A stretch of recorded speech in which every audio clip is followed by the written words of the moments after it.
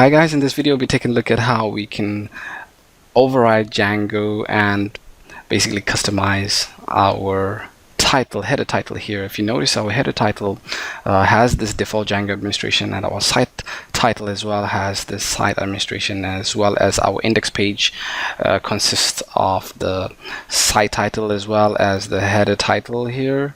So what we want to do is we want to basically change this so that we can override it and provide our own header titles. Normally the default way that you'll see online with many tutorials is to override the base index HTML and provide your own header title here. But what we'll do in this video, we'll take two approaches which don't require you to actually fiddle around with the Django templates.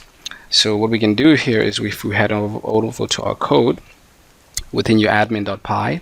So I'll be doing this within the main module of my application, which is called my EMS here, and I have an admin.py file here. So this is where I register all my Django models.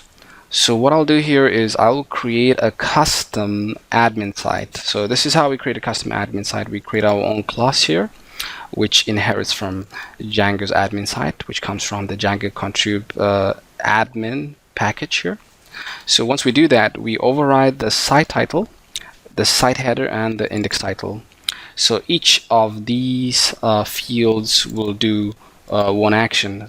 Example, the site title will put basically our own custom text at each page inside the title section, and the site header will then put our own custom text on the admin page, as well as the index title will put text at the top of the admin index page.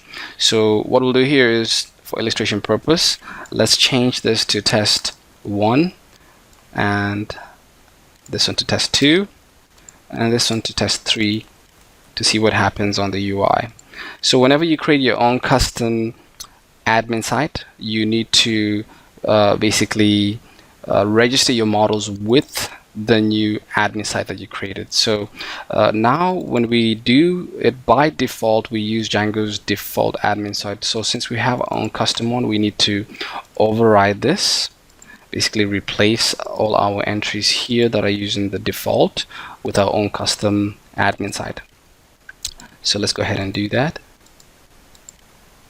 Just append one by one and replace them all here. So just replace them one by one, and once I'm done, I need to then import this particular admin site into our urls.py. So within our urls.py file here, what I'll do is I'll just create another entry and import my custom admin site, which I will then replace Django's default. So once I do that, let's go back to our UI, refresh. You'll notice that it has changed. So we have test 2, we have test 3, all our headers and our site index have been changed. Even if you see at the top of my browser here, it's been changed based on what we just added just now within the admin.py here. So it's taking effect. So this is one approach by creating your own custom admin site. The second approach is if we just go ahead and undo this. Okay, there we go, we have undone it. Just one quick pointer is whenever we create our custom admin site, you need to register all your models. Even in other modules that you might have, you need to make sure that you import your custom admin site. So that's one important point to remember. So the second approach of overriding, so let's just refresh the page. It's back again to normal. I think we got an error here. So we didn't undo our URL. So let's go ahead and undo our URL settings here.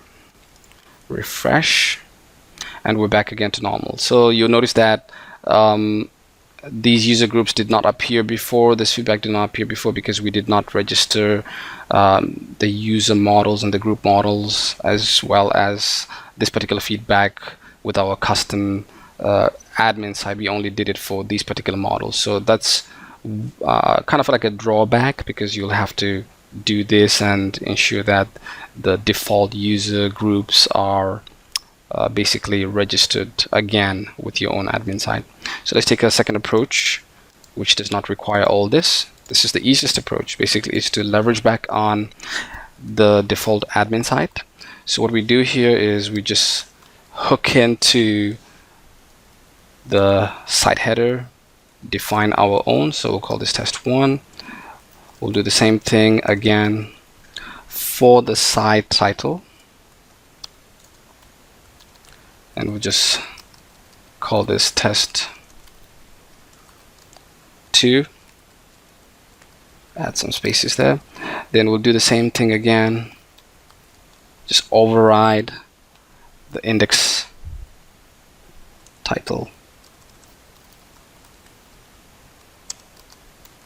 and we'll call this test 3. Just add some spacing there. So this is the quickest approach. You don't have to worry about registration of these models here, the Django's default model. So you'll notice it takes effect if I log out as well and I try to log back in again. You notice our titles and headers have taken effect. So if I log back in again, there we are. So this is how we can change our Django headers and title and site, basically site titles as well here. So I hope this is clear for you guys. Which approach do I recommend? I'll probably recommend the second approach that we have taken here, because I don't have to worry about re-registering Django's internal models, especially for the users and groups. So this is probably the quickest and least painful approach to take. But if you want to do more customization on the Django side in terms of UI, and you want to tweak, you want to put some bootstrap and stuff, then of course inheriting the Django's default templates would be the better approach to take. So it offers more customization compared to this approach, but this is the quickest approach to take if you just want to get up and running quickly. So I hope you guys enjoyed this lesson.